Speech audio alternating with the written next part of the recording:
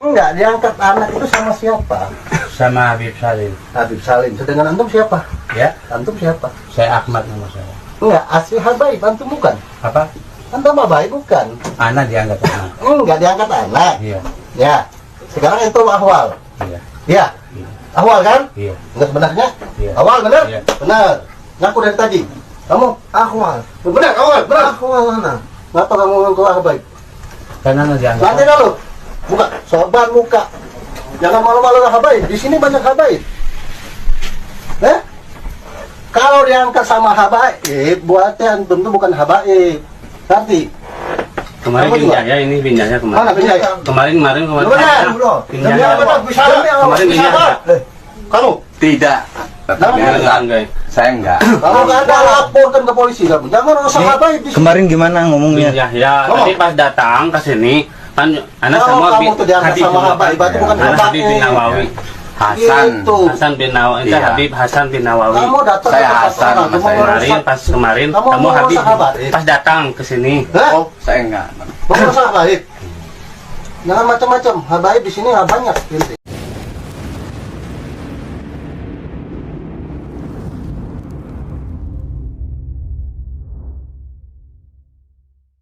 Kita tinggal menghancurkan penjajahan spiritual, pengakuan orang-orang yang merasa lebih mulia dari orang lain.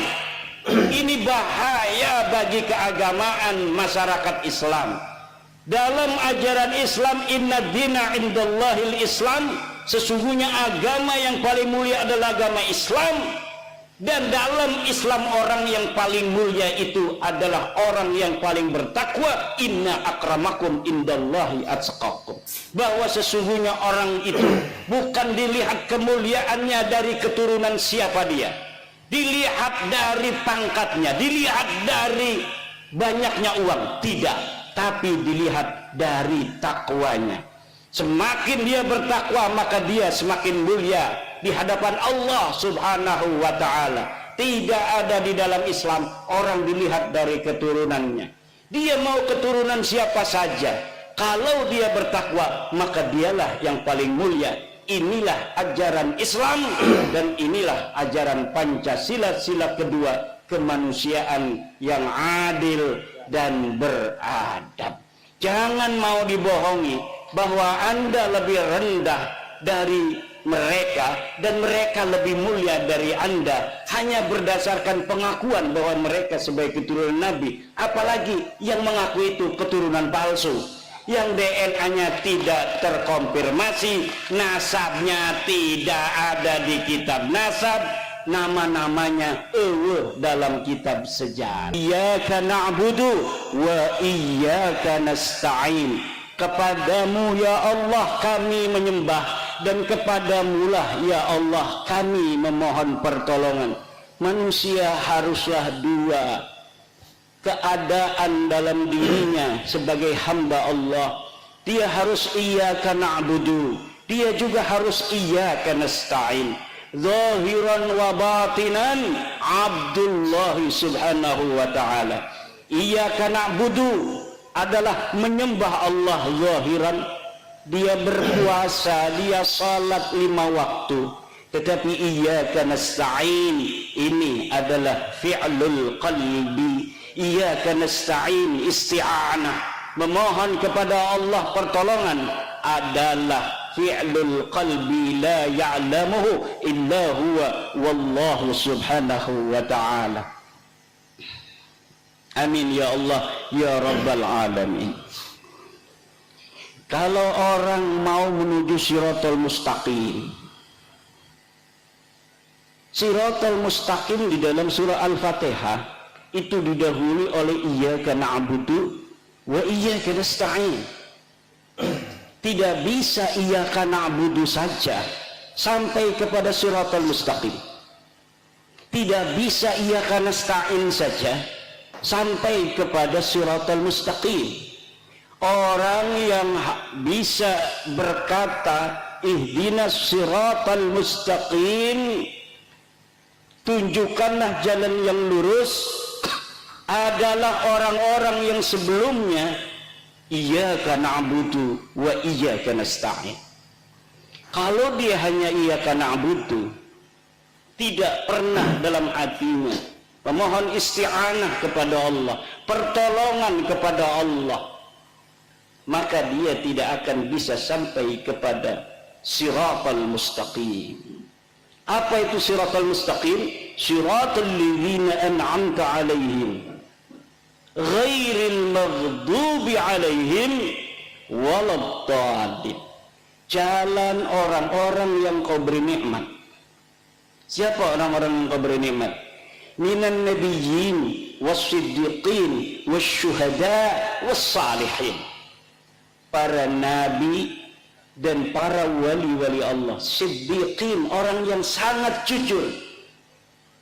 Raine karo atine padha, iku siddiq. Wong raine bagus, atine Allah. Raine bagus, atine elek. Iku tidaklah menjadi siddiq. Siddiq itu zahiran wa batinan. Dia segat mubalaghah, siddiqun. Segat mubalaghah sadukun, saddaqun, siddiqun, misdaqun, sadikun. Lah ini siddiqin, orang-orang yang jujur. Kemudian orang-orang yang hanya iyyaka na'budu, kayak Wahabi. Wong Wahabi ku iyyaka na'budu ini luar biasa. Allahu Akbar, Allahu Akbar, langsung tamu ditinggal. Wong Wahabi langsung wudu, sholat, tamu melongo bedewek. Ada lagi orang yang cuma iyyaka nasta'in, min Allah bekuat. Allah, Allah, Allah, pori-pori ini bayi nyeluk Allah. Tapi sholat kalau gelem, yai. Sholat orang gelem, iki wong iyyaka nasta'in doang, tapi ora iyyaka na'budu. Iki masih akeh bu, masih akeh pak wong sing iyyaka nasta'in, tapi ora iyyaka na'budu. Kadang-kadang dheweke iku lebih baik kedelenge dalam akhlak daripada uang sing iyyaka na'budu. Orang lakukan salat tapi orang lakukan korupsi. Ana uang salat melulu tapi korupsi. Lesing iki sing bagus endi ku? Wong ora kon salat, ora korupsi. Tapi wong salat baik korupsi bagus endi? Laka sing bagus. Orang yang sholat tapi dia korupsi tidak bagus. Orang yang tidak sholat tapi tidak pernah korupsi tidak bagus, karena dia tidak bisa mencapai siratal mustaqim, jalan yang lurus. Jalan yang lurus hanya bisa dicapai oleh siapa? Iyyaka na'budu wa iyyaka nasta'in. Orang yang mau menyembah Allah dalam zahirnya dan dalam hatinya ada kepasrahan, butuh kepada Allah, zikir dheweke, maca ijazah saking Mbah Hasyim Asy'ari. Ini yang dibaca tadi, bro. Ini yang dibaca wiridan tadi, wiridan Mbah Hasyim Asy'ari yang jarang orang tahu, tapi Kiai Rasyid dapat ijazah dari muridnya Mbah Hasyim Asy'ari. Alhamdulillah. Mana itu Kiai Rasyid? Ini yang hadir semua diijazahkan ya. Jadi sanadnya langsung bisa ke Mbah Hasyim Asy'ari. Cari wiridan harus yang sanadnya jelas. Sing sanadnya ora jelas, ana wonge tapi laka sebenarnya mah. Aja dicukut wiridanane. Aran binanu laka wonge. Aja. Lah orang bakal manfaat, orang bakal barokah. Wong-wonge laka di hadaratine laka wonge, ana makame doang, makame yang palsu. Begena apa? Lah ari Mbah Hasyim Asy'ari mah, Mbah Hasyim Asy'ari lu ngening Tebu Ireng, ya makame ana. Tulisanane masih ana. Risalah Ahli Sunnah wal Jamaah. Anak-anaknya masih ana. Ijazah Bukharinya banyak muridnya. Mungkin sekarang cucu-cucunya. Cucu muridnya masih ada. Kalau saya cicit. Saya ngambil sanad Bukhari dari Tebu Ireng. Di rumah guru saya dari Tebu Ireng paman-paman. Tapi saya tidak cukup. Saya nyelinap ngaji di Tebu Ireng tanpa orang Tebu Ireng tahu. Kiai Habib masih ngajarin kitab Sahih Bukhari. Saya ngaji di Tebu Ireng. Wong Tebu Ireng orang buruh kita ngaji di Tebu Ireng Sahih Bukhari ning Kiai Habib bari didorong-dorong kelawan kursi roda. Kenapa? Sanadnya jelas. Mbah Hasyim Asy'ari muhaddisun faqihun. Muhaddisun faqihun dan hati-hati dalam tasawuf. Mbah Hasyim Asy'ari sufi tapi hati-hati dalam tasawuf. Tidak sembarangan tasawuf Mbah Hasyim mau. Kenapa? Karena tasawuf qad ikhtalata minha bil falsafah. Banyak dari tasawuf yang telah bercampur dengan filsafat dan sebagiannya lagi qad ikhtalata bizzandaqah, dengan kezindikan.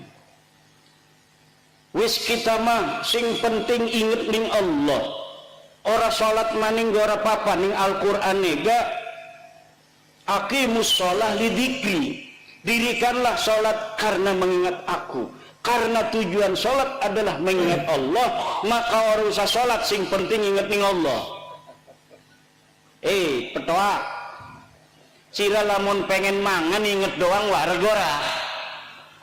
Betul apa ora? Ibu-ibu pengen mangan. Ibu-ibu pengen mangan inget doang wareg ta ora? Iki melongo iki ngerti ta ora bahasa Jawa kresek iki? Bu, iki kula wong Banten. Tapi Banten ngomongnya ana sing Jawa.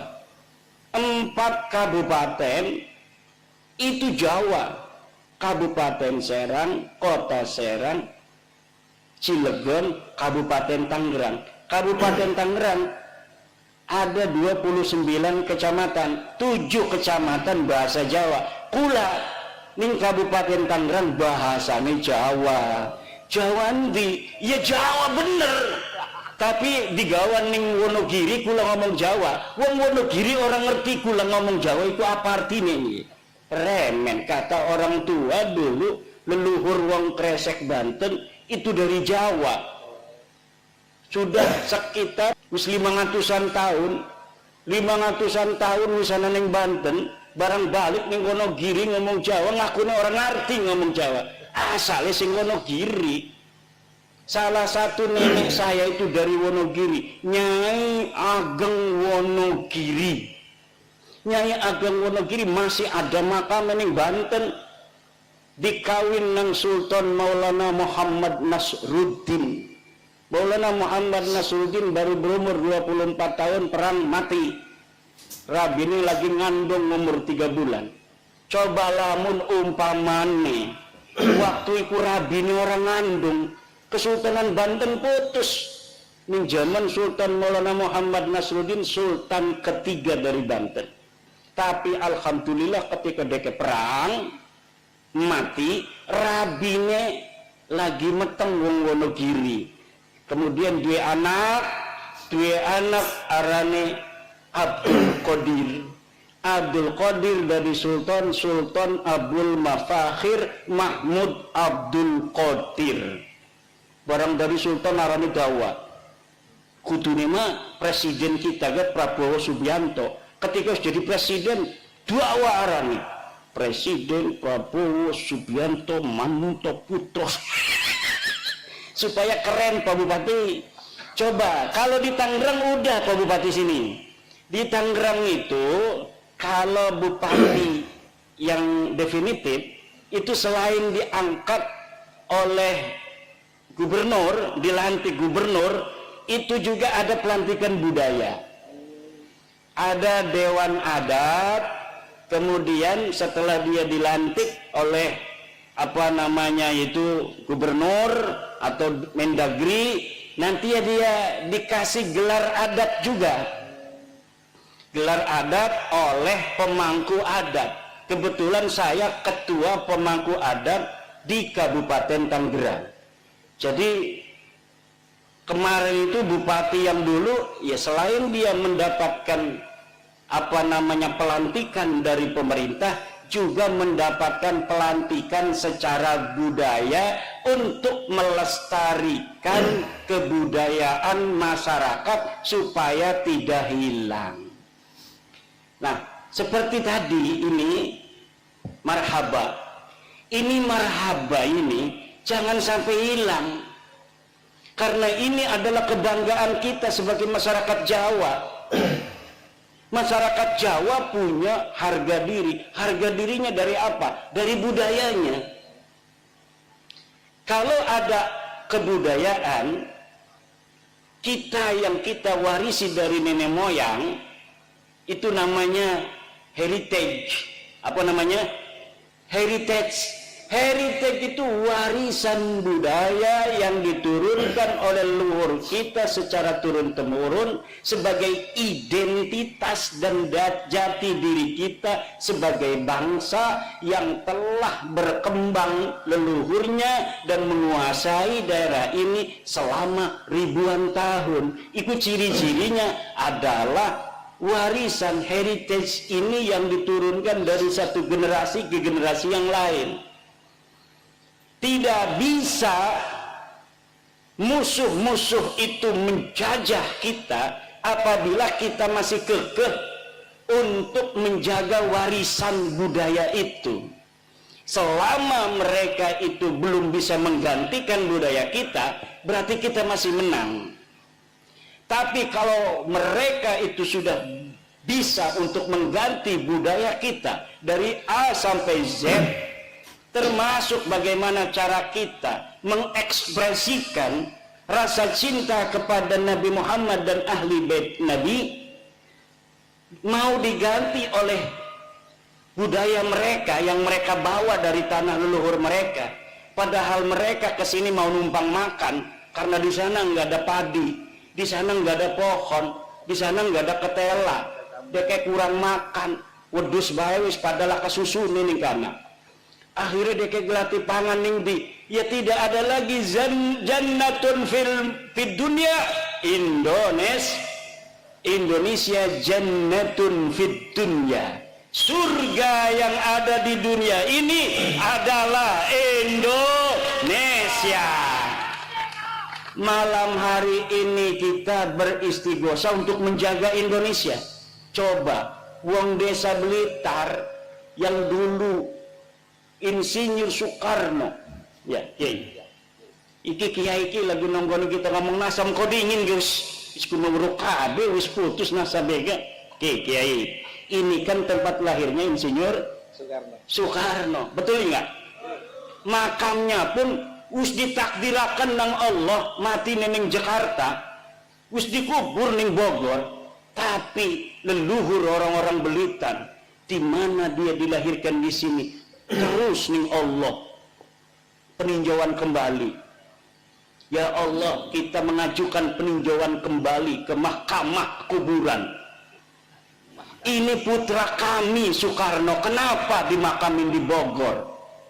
Dia lahirnya di sini. Tolong ya Allah, rubah itu di Lauhil Mahfud, di mana dikatakan lahir di Blitar, mati dan diwapak dan dikubur di Bogor. Tolong ganti itu yang ada di Lauhil Mahfud. Akhirnya Allah itu kan yamhullahu ma yasha wa yusbit. Allah bisa menghapus takdir aja gegabah. Allah bisa menghapus takdir wis ditentukaken. Maka digerakkanlah akhirnya kita bangsa Indonesia untuk memindahkan jasad Bung Karno dari Bogor kembali ke kampung halamannya di Blitar ini. Aja macem-macem wong Blitar. Wong Blitar iki presidennya se-Indonesia. Presiden pertama se-Indonesia. Tapi aja sombong dingin, presiden kedua wong Banten.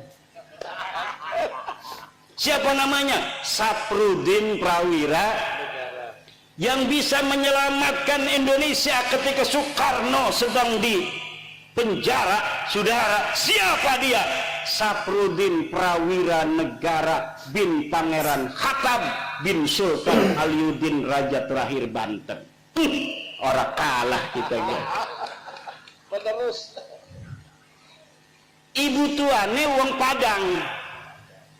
Wong Banten kan uangnya orang pati open.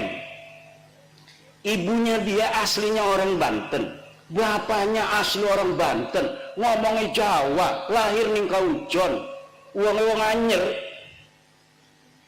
Tapi ketika sudah wafat, dibiarkan aja. Ada yang nyangka sebagai pemberontak dan lain sebagainya. Padahal untuk menyelamatkan Insinyur Soekarno, karena dia berteman dengan Insinyur Soekarno yang sedang di penjara.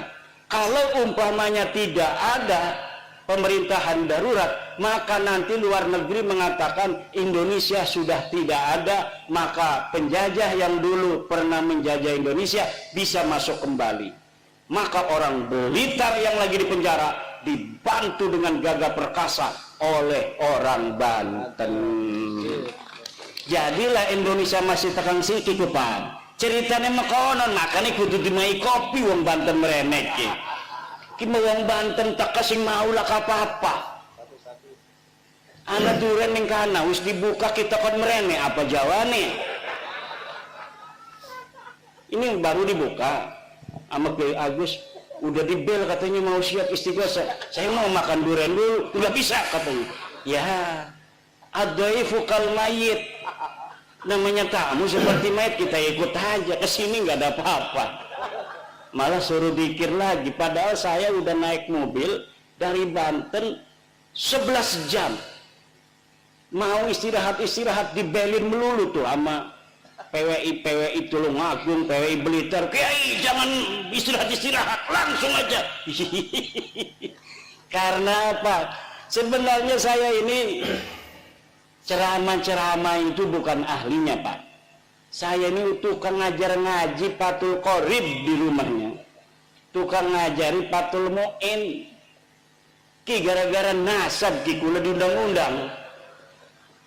Gara-gara nasab Balawi saya teliti, ya biasa aja penelitian bahwa Balawi duduk putini Nabi. Diundang-undang merene-merene, lamun ora teka maksa, awas sudah jauh teka mak. Premen. Akhirnya saya ditelepon oleh teman saya, Syarif Ahmad Dairobi, Agus Dairobi. Kiai, acara di sana Kiai Rosid menanti bersama orang-orang di Kanigoro. Wah, kata saya udah ada jadwal, sebulan hanya 4 hari saya boleh keluar. Karena tugas saya ngajarin ngaji di pondok. Tetapi kadang-kadang Allah itu yamhullahu ma yasha wa yusbit. Ya barang sing teka wong sing berat mah batur dewek igati kan. Karo Kiai Abdul Rasyid baru kenalan hatinya saja, sama-sama ahli istighosah. Tapi durung pernah kependak kan, orang-orang berat durung pernah kependak. Tapi kalau Syarif Dairobi mah kulane kependak bae. Jadi orang enak. Wong sing berteman itu punya hukuk. Alaihi hakun, mempunyai hak, lahu wa alaihi hakun. Akhirnya walaupun saya sudah ada jadwal 4 hari di Lampung, tidak lagi nerima yang lain, 1 bulan Februari ini terpaksa ini merene doang ki, sing 11 jam sing Banten merene, besok balik maning. Allah hanya pengen kependak karo ibu-ibu yang cantik-cantik, keluarga besar Presiden Soekarno. Ini kita ini malam ini mau istighosah mendoakan bangsa Indonesia karena lagi bahaya iki. akeh sing adu domba. Presiden kita diadu domba supaya pecah kongsi. Presiden Prabowo diadu domba karo Pak Jokowi. Pak Jokowi diadu domba karo Bu Mega. Ibu Mega diadu domba karo SBY. SBY diadu domba karo Fufu Fafa. Macem-macem lah. Kata Pak Prabowo, jangan pisahkan aku dan dia. Gak mau. Pak Prabowo itu orang cerdas, bos. Orang mau misahin Pak Prabowo dengan Pak Jokowi, nggak bisa. Orang memisahkan Pak Jokowi Bu Mega, nggak bisa. Kedelengnya doang orang akur gak. Semuanya hatinya demi bangsa dan negara Indonesia. Orang-orang yang sudah ditakdirkan Allah di atas. Untuk apa? Untuk menjaga, untuk menjadi pemimpin bangsa. Pasti di dalam hatinya ada kecintaan kepada bangsa dan negara Indonesia. Semuanya saya yakin tidak mau bangsa dan negara Indonesia ini hancur, kembali ke zaman dahulu kala. Masing-masing daerah gawe kerajaan dewek. Blitar gawe kerajaan sendiri, Tulungagung bikin kerajaan sendiri, Solo bikin kerajaan sendiri, Banten bikin kerajaan sendiri. Masing-masing gampang diadu domba, masing-masing gampang peperangan. Sekarang ini ketika sudah ada Indonesia, saudara, kita ini aman, tentrem, kertara harja. Harap jadi malaikat kade mau bisa korupsi setitik karena kena mau manusia aja. Ini tujuannya pemimpin kita Pak Prabowo untuk bangsa negara, Pak Jokowi untuk bangsa negara, Pak Ibu Megawati untuk bangsa negara, SBY untuk bangsa negara, Gus Dur untuk bangsa negara, Pak Muhaimin untuk bangsa negara, PBNU untuk bangsa negara. Tetapi manusia kabeh tujuannya baik, tapi kita lamun bisa mesin ngarep mekononku iku arane manusiawi, Bu. Ngerti teh boten minggir-minggir mekenen ki, Bu. Semuanya untuk bangsa negara kita.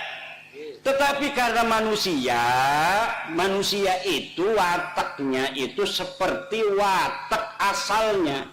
Asalnya manusia itu adalah dari sperma, Bu. Sperma itu kalau kita belajar ilmu biologi, kita ini belajar ilmu biologi ketika ning sanawiyah, betul. Ada zigot segala macam, bahwa manusia ketika dia itu menjadi sperma itu jumlahnya jutaan masuk ke rahim wanita, tapi yang nyampe pertama hanya satu.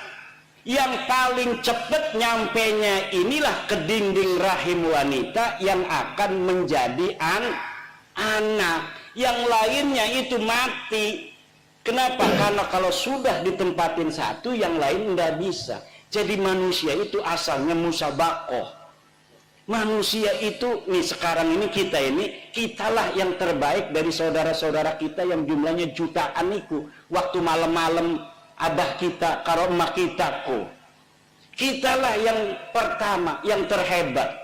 Kemudian kita menjadi segumpal darah, kemudian jadi segumpal daging, kemudian dibentuklah oleh Allah laki-laki atau perempuan, dikasih nyawa oleh Allah, dilahirkan. Dialah yang terbaik, dialah pemenang. Nah, manusia masih ingat waktu dheweke ning jero rahim rebutan karo dulur-dulure. Maka walaupun tujuannya bagus semua, tapi ada persaingan. Iku persaingannya namanya persaingan politik. Persaingan politik itu wajar. Tapi tidak bisa diadu domba untuk menyengsarakan rakyat, enggak bakal mau mereka. Mereka itu hanya mau bersaing politik dengan tujuan sama, yaitu demi bangsa dan negara. Lah musuh-musuh ini ngadu domba agar negara kita hancur. Rela apa tidak kalau ada orang mengadu domba pemimpin-pemimpin kita agar bangsa dan negara kita hancur? Lawan apa lawan? Hancurkan apa tidak? Hancurkan itu orang-orang yang mau mengadu domba Bapak Prabowo dan Bapak Jokowi, yang mau mengadu domba Bapak Jokowi dan Ibu Mega, yang mau mengadu domba Ibu Mega dengan SBY, yang mau mengadu domba Bapak Prabowo dengan Bapak Gibran Rakabuming Raka. Hancurkan ya Allah sehancur-hancurnya. Kenapa? Kalau pemimpin-pemimpin kita itu sudah bisa diadu domba, maka lemah kekuatan kita. Banten itu Pak, Banten cerita kima, bukan karena saya orang Banten membanggakan Banten, tetapi memang dalam buku sejarah Banten tidak bisa dimasuki oleh musuh kecuali oleh pengkhianat yang dari dalam Banten sendiri. Sultan Hasanuddin ketika jadi sultan didatangi oleh siapa itu orang Belanda itu? Bukan, yang pertama kali datang.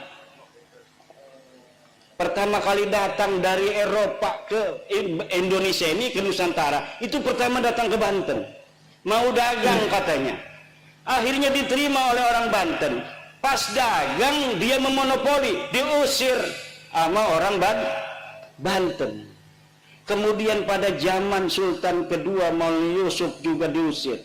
Pada Sultan Maulana Muhammad tidak bisa menguasai. Pada zaman Sultan Abdul Mapahir mulai perang 1630.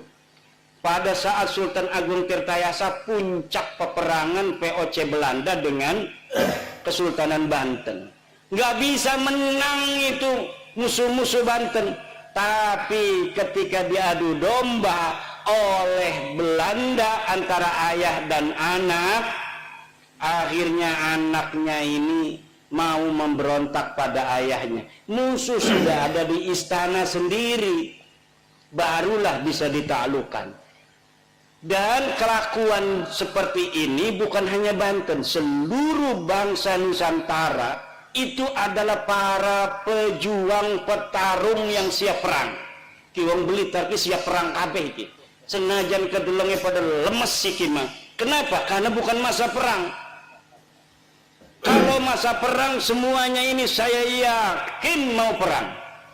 Makanya kita lagi risih kining Banten siki anak pik 2 ki. Ada pik 2 ini saya itu ada ketakutan apa? Takut pemerintah nggak mau mengikuti keinginan rakyat Banten untuk menyetop pik 2, akhirnya rakyat Banten merasa dijajah. Kalau perasaan merasa dijajah sudah hadir, saya yakin, bukan memastikan, saya yakin akan terjadi suatu huru hara. Kenapa? Ketika masyarakat di mana saja itu sudah merasa dijajah oleh orang asing, sementara dia merasa yang harusnya itu membela tidak membela, maka terpaksa yang biasa nyangkul, cangkulnya akan dibuang. Yang biasa nyoret kita, pulpennya akan dibuang, kitabnya akan ditutup. Yang biasa dagang, tokonya ditutup. Yang biasanya cuma nganggur di pos kamling, main remi, main catur, caturnya disepak. Nah ini makanya PBNU sudah mengeluarkan Bahsul Masail kemarin, bahwa menurut Bahsul Masail Nahdlatul Ulama, hasil keputusan tahun 2025 ini laut haram disertifikat. Saya memohon kepada pemerintah, presiden, menteri ATR BPN, menteri KKP, dan seluruh yang terkait, bahwa PBNU sekarang sudah memberikan fatwa keagamaan bahwa mensertifikat laut dengan HGB dan SHM hukumnya haram. Tolong patuhi fatwa Nahdlatul Ulama, hentikan pik 2 di Tangerang dan seluruh Indonesia. Karena apa? Ternyata bukan hanya di Tangerang laut itu disertifikat, Bu. Di Sidoarjo ada, di Surabaya, di Madura, anak wong Madura. Laut wis disertifikat. Di daerah lain juga banyak, kata menteri itu. Ternyata bukan hanya di Tangerang. Makanya Tangerang yang menjadi sumbunya, ketahuan. Memang benar-benar daerah keramat itu. Daerah Banten kata orang tua, ini kata orang tua, mungkin kata orang Blitar, tanah Blitar keramat. Kata orang Banten, tanah Banten berkeramat. Tapi lamun dideleng-deleng ternyata aneh bener ya. Dulu Sultan Agung Mataram yang masih saudara, sama-sama keturunan Ki Ageng Pemanahan dari jalur Ibu Banten, itu mau nyerbu ke Banten. Waktu mau nyerbu niat saja, itu malamnya sudah mimpi dia itu nanahan semua sekujur tubuhnya, mimpi doang. Akhirnya dia bangun, pas bangun ini bekas-bekas nanahnya masih ada. Apa ini urusannya? Oh, Sultan, jangan sampai menyerbu Banten. Akhirnya nggak jadi. Nah, sekarang juga gara-gara Banten ketahuan, seluruh sertifikat laut ketahuan. Bekasi yang paling dekat dengan Jakarta itu nggak ketahuan. Yang ketahuan di Tangerang dulu. Maka tolong kepada para pemerintah, iki masyarakat, saya lihat sekelibat itu sudah ada cucu Pangeran Jaga Lautan Pulau Cangkir itu yang berziarah. Itu saya melihat, karena saya kenal semua cucu Pangeran Jaga Lautan. Ada yang sudah berziarah dan bukan dari NU. Jadi banyak cucu-cucu Pangeran Jaga Lautan itu yang bukan NU. Dia masuk ke ITB, ke IPB, jadi HTI. Dia menjajakan HTI di Banten gak laku-laku. Nah, sekarang ini kalau menjajakannya ini adalah keadilan, kalau menjajakannya keadilan di Banten karena ada pendidasan, akan laku dia ini. Saya kenal karena masih saudara. Wah, udah ada nih oknum-oknum nih jarah. 2 hari lagi setelah dia jarah, demo di situ. Wah, ini kemarin itu. Kenapa? Kalau jualan HTI enggak laku, tapi kalau jualan keadilan laku. Kenapa? Keadilan itu sangat dirasakan oleh masyarakat. Makanya tolong, ini kalau sudah orang-orang yang tidak cinta kepada NKRI, yang tidak cinta kepada Pancasila, Bhinneka Tunggal Ika, sudah ikut main begitu, ini pasti masyarakat itu akan mudah dibodohi, akan tidak jernih lagi cara berpikirnya, dan gampang untuk diajak menuju hal-hal yang kurang produktif untuk bangsa, negara, dan agama Islam sendiri. Maka tolong, hal-hal pembangunan yang sangat sensitif dengan kepentingan masyarakat secara luas seperti laut ini adalah milik umum, malun mustarak. Menurut fatwa PBNU dalam Bahsul Masail Kombes dan Munas 2025 ditetapkan bahwa laut adalah malun mustarakun, harta yang dimiliki oleh semua, tidak boleh haram hukumnya disertifikat baik HGB maupun SHM. Tolong pemerintah memperhatikan hasil keputusan daripada organisasi Islam terbesar di dunia, yaitu Nahdlatul Ulama. Supaya apa? Ini orang-orang pengadu domba ini supaya tidak lagi punya jalan untuk mempengaruhi masyarakat.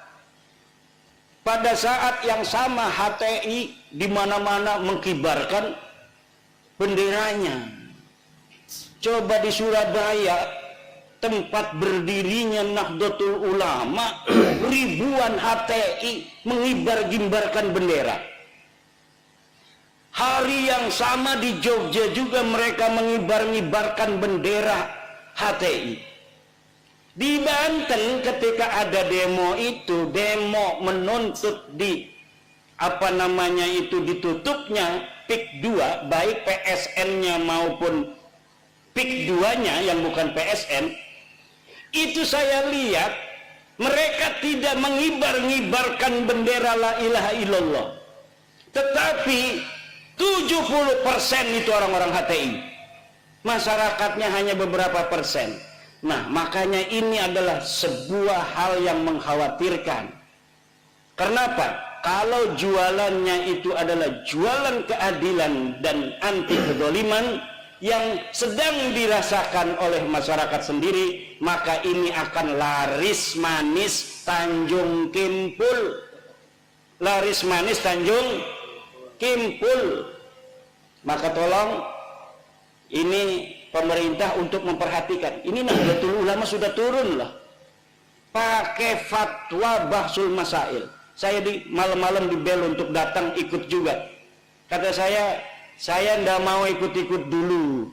Nanti kalau sudah kondisinya kondusif, baru saya ikut-ikutan lagi. Sekarang iya, saya sekarang ini lebih baik bersama Nahdlatul Ulama di bawah. Ini enak sekali. Kenapa? Karena Nahdlatul Ulama hari ini sudah 56%, Bu. Dari seluruh masyarakat yang mengaku Islam, 56%-nya mengaku NU. Ini sebenarnya pun kata sebagian teman, ini sudah dapat ngepres. Sebenarnya lebih dari 56%. Tetapi tidak baik untuk keseimbangan suatu bangsa di mana sebuah organisasi sangat mendominasi dari jumlah kuantitas. Sebenarnya lebih daripada 60%. Tetapi ditekan agar apa? Agar tidak terlalu gejlok. Masa iya nanti akan bahaya sekali. Bahaya sebuah bangsa organisasi banyak, tetapi ketika disurvei organisasi Islam itu ada ratusan, Pak, ratusan, tapi pas disurvei ada organisasi yang sama sekali tidak punya massa. Bahkan ada organisasi yang organisasinya pengurusnya itu luar biasa, dia acara apa saja itu aktif, bahkan sering bikin sebuah pengamatan terhadap kejadian sosial dan politik. Terkenal ketua anu, sekretaris anu. Tetapi ormas ini ketika disurvei ke bawah tidak punya massa ternyata. Tapi NU yang dirinya sendiri merasa hanya punya 90 juta.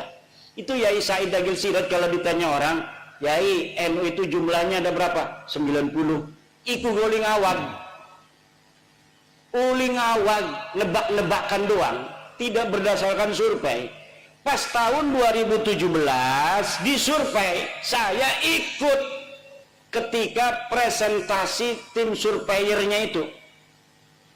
Ketika tim surveyor presentasi dari Alpala Riset, saya melihat bahwa 130 juta 2017 itu orang mengaku dirinya NU.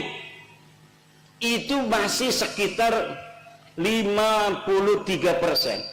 Kemarin saya nggak ikut, tetapi mendengar Gus Yahya mengatakan sudah 56% orang Islam di Indonesia mengaku dirinya NU.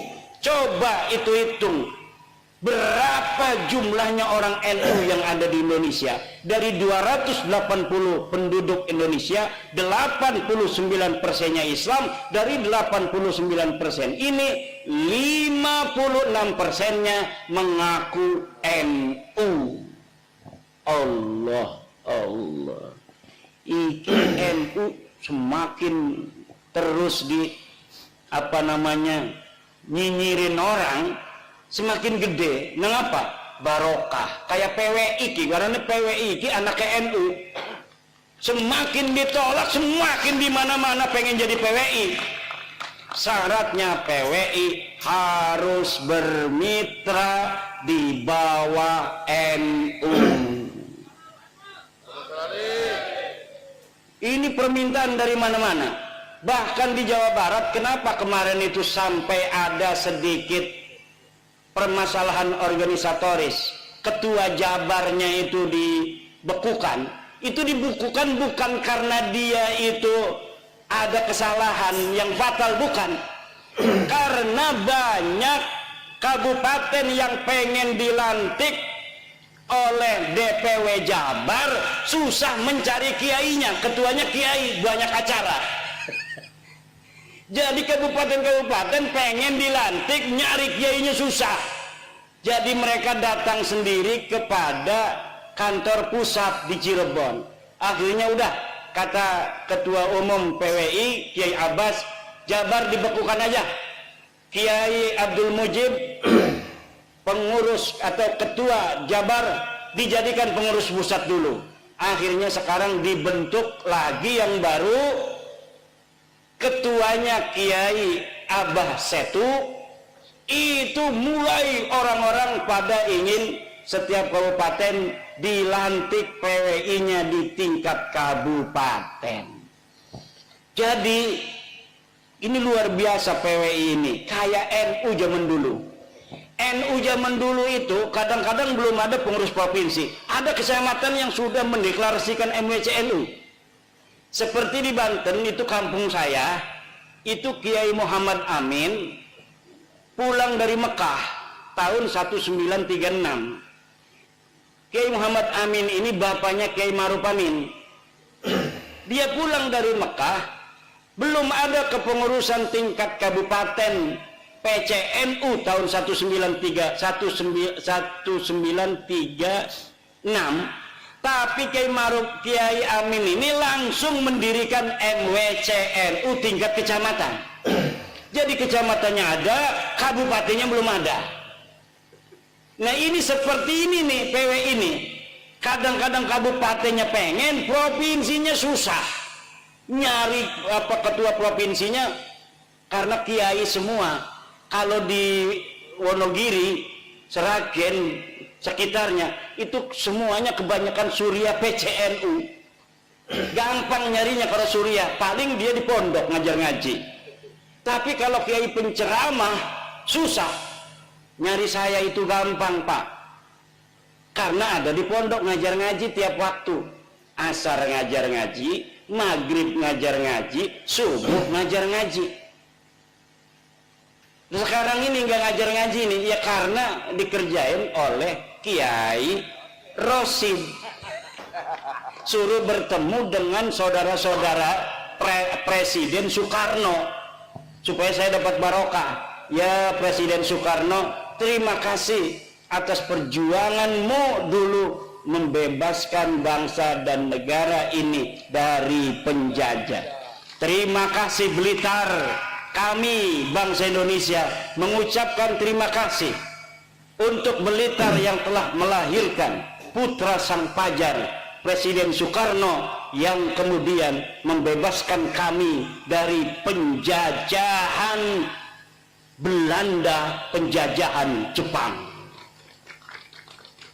Kita tinggal menghancurkan penjajahan spiritual, pengakuan orang-orang yang merasa lebih mulia dari orang lain. Ini bahaya bagi keagamaan masyarakat Islam.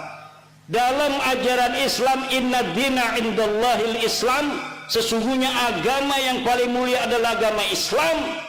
Dan dalam Islam orang yang paling mulia itu adalah orang yang paling bertakwa. Inna akramakum indallahi atqakum. Bahwa sesungguhnya orang itu bukan dilihat kemuliaannya dari keturunan siapa dia, dilihat dari pangkatnya, dilihat dari banyaknya uang, tidak, tapi dilihat dari takwanya. Semakin dia bertakwa, maka dia semakin mulia di hadapan Allah Subhanahu wa ta'ala. tidak ada di dalam Islam orang dilihat dari keturunannya. Dia mau keturunan siapa saja, kalau dia bertakwa maka dialah yang paling mulia.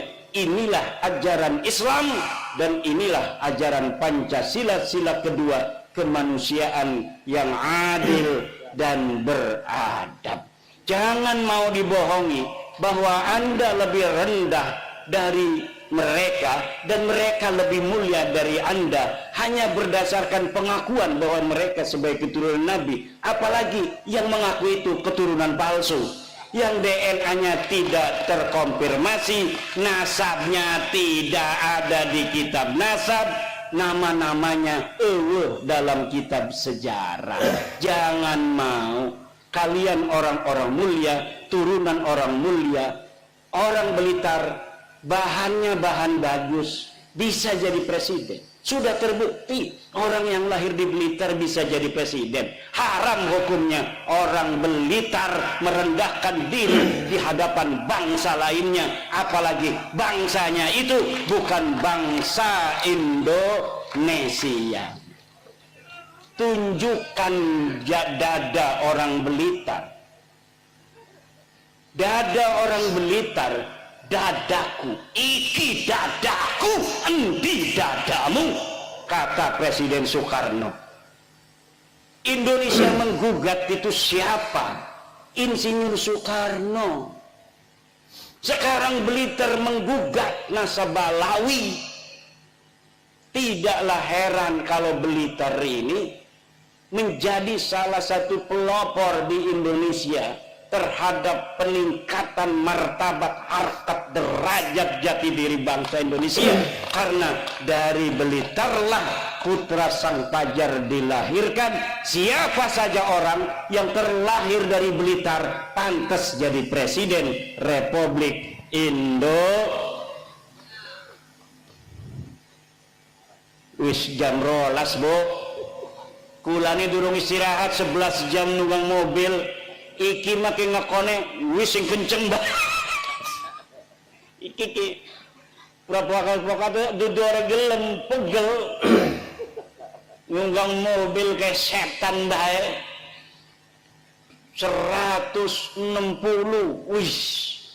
Kita ngelilir, Bang, kenceng. Kalau kitanya lagi bangun kan langsung, wis, jangan kenceng-kenceng. Tapi kan kita nggak bisa melotot terus. Kadang ada tidurnya. Itu kalau saya tidur udah 200. Allah, Allah. Semoga barokah Kiai Rosid, barokah Kiai Rosid. Kiai Rosid kita doakan panjang umur, rambutnya gondrong, amin. Kiai Rosid, rambutnya pakai belangkon digondrongin, keren. Santri saya itu, Pak, santri saya, kalau dia pengabdian, lulus dari aliyah kan, ngabdi dulu setahun, nggak boleh cukur, suruh gondrong. Kenapa?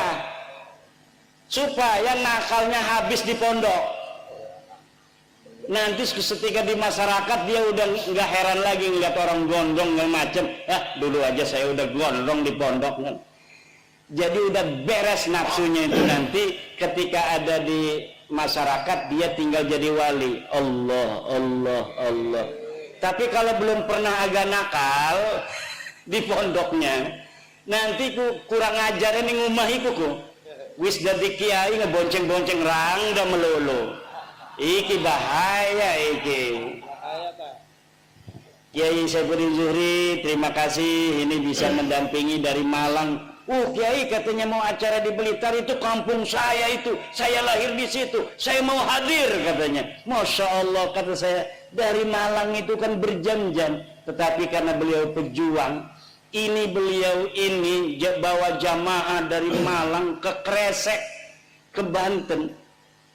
Kresek itu kecamatan, sebelahnya itu Gunung Kaler, Tenara. Nah, di Mekah itu dikenalnya hanya Tenara. Iya, jadi orang-orang yang disebut Tenara zaman dulu itu Ronjo, Tirtayasa, Kresek, Tenara sekarang ini. Nah, jadi kalau sekarang administrasinya Kresek. Kresek ini dari zaman dulu NU-nya sejak 1936. tertua.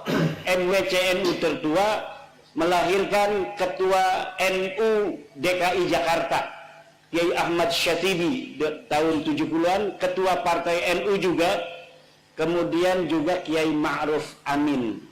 Karena memang daerah-daerah yang ada sanad kepada Mbah Hasyim Asy'ari, Mbah Syekh Nawawi Tanara Al-Bantani, itu biasanya langsung mendirikan Nahdlatul Ulama ketika mendengar Mbah Hasyim Asy'ari mendirikan Nahdlatul Ulama. Surabaya katanya sudah mendirikan Nahdlatul Ulama, murid-murid Syekh Nawawi Tanara. Kemudian diikuti oleh seluruh masyarakat di Indonesia membentuk kepengurusan Nahdlatul Ulama, termasuk di daerah saya, kampung saya. Cuma kalau sekarang dengan dulu, hebatan dulu. Dulu itu Ansor desa itu punya drum band. Sekarang Ansor nggak punya drum band. Kalah sama Ansor tahun 50-60-an. Karena zaman dulu itu mungkin banyak saingan, jadi lebih lebih semangat. Sekarang ini di Banten nggak ada saingan. Memang Jawa Timur ini hebat organisasi NU-nya, tetapi masih ada Muhammadiyah segala macam di kampung-kampung. Kalau di Banten NU semua, tapi organisasinya nggak terlalu jalan. Tapi Muhammadiyah nggak ada di kampung-kampung. Di kecamatan itu nggak ada, itu di kampung-kampung kecamatan pengurus Muhammadiyah nggak ada, hanya ada di tingkat kabupaten. Tapi diajak NU-nya, kalau dia omong bukan NU marah. Tapi PBNU suruh begini, saya NU tapi NU-nya Mbah Hasyim. Mbah Hasyim udah wafat. Sekarang mah Mbah Miftahul Ahyar sama Gus Yahya. Kalau sudah menentukan secara organisasi seperti kemarin tentang Ba'sul Masail, bahwa yang namanya lauk itu haram untuk disertifikat, maka kita harus ikut kalau mengaku jamaah Nahdlatul Ulama. Kalau masih pendapat pribadi, baru itu namanya pendapat pribadi, kita boleh berbeda. Tapi kalau sudah keputusan dari keputusan sebuah organisasi, itu kita harus sam'an wa ta'atan. Demikian, barokah insyaallah, banyak duitnya yang hadir di sini semuanya. Ya Allah, kasih sayangmu, keberkahanmu, jaga negara Indonesia ini ya Allah, jangan sampai kurang makan warga negara Indonesia ya Allah, jangan sampai bentrok, jangan sampai pemimpinnya bisa diadu domba oleh pengacau itu. Adili Jokowi itu bentuk adu domba itu bentuk adu domba. Jangan ikut-ikutan adili Jokowi. Kalau mau mengadili, laporin kepada polisi, laporin kepada KPK, laporin kepada jaksa. Itu cara kita mengadili. Lu mengadili di dokonening pinggir-pinggir dedalan, ya premen, tidak konstitusional.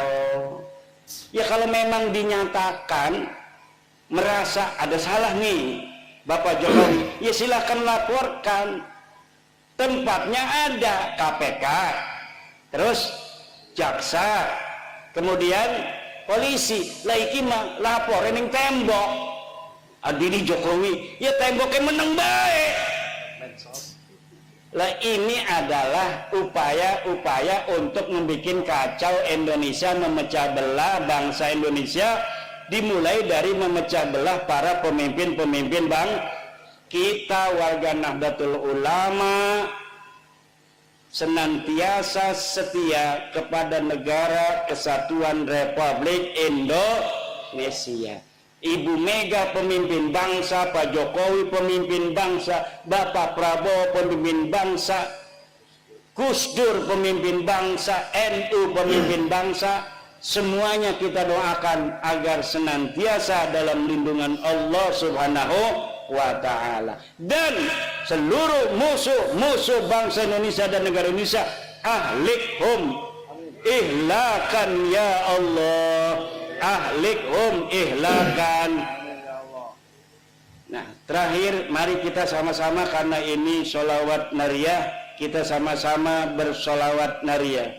Allahumma sholli sholatan kamilatan wa sallim salaman taman ala sayyidina Muhammadin alladhi tanhallu bihil uqadu wa tawfaiju bihil kurabu wa tuqda bihil hawaiju wa tulalu bihil raghaibu khawat wa yustasqal ghamamu biwajhihil karim wa ala alihi wa sahbihi bi kulli lamhatin wa nafasin bi'adadi kulli ma'lumiha. Amin ya Allah ya Rabbal. Kenapa selawat nariyah disebut selawat nariyah? Li'annaha tuhaqqiqul hawaija kannari 'alal hashim. Li'annaha tuhaqqiqul hawaija kannari 'alal hashim. Karena selawat nariyah itu bisa menjadikan segala hajat kita menjadi kenyataan secara cepat seperti api terhadap dahan-dahan kering. Selawat nariyah juga disebut selawat tafrijiyah li'annahu tufarrijul kuruba wal humum, karena selawat nariyah bisa untuk menghilangkan kesusahan dan kedukaan. Disebut juga selawat nariyah itu miftahul kanzil muhit. Miftahul kanzil muhit li'annaha miftahul amwal, karena selawat nariyah itu kunci harta benda. Siapa orang membaca selawat nariyah 4444 seorang diri maupun berjamaah seperti ini, kemudian dia berdoa hajatnya, tuqda lahul hawaij, maka hajatnya akan dikabulkan oleh Allah. Wa man arada ayanzura ila rasulillahi fi manamih falyaqraha mi'atan. Siapa orang yang ingin melihat Rasulullah di dalam mimpinya, maka baca selawat nariyah 100 kali. Siapa orang yang membaca dalam satu majelis selawat nariyah 100 kali, maka keinginannya akan dikabulkan Allah. Wallahul muwaffiqu ila aqwami thariqin. Wassalamualaikum warahmatullahi wabarakatuh. Waalaikumsalam warahmatullahi wabarakatuh.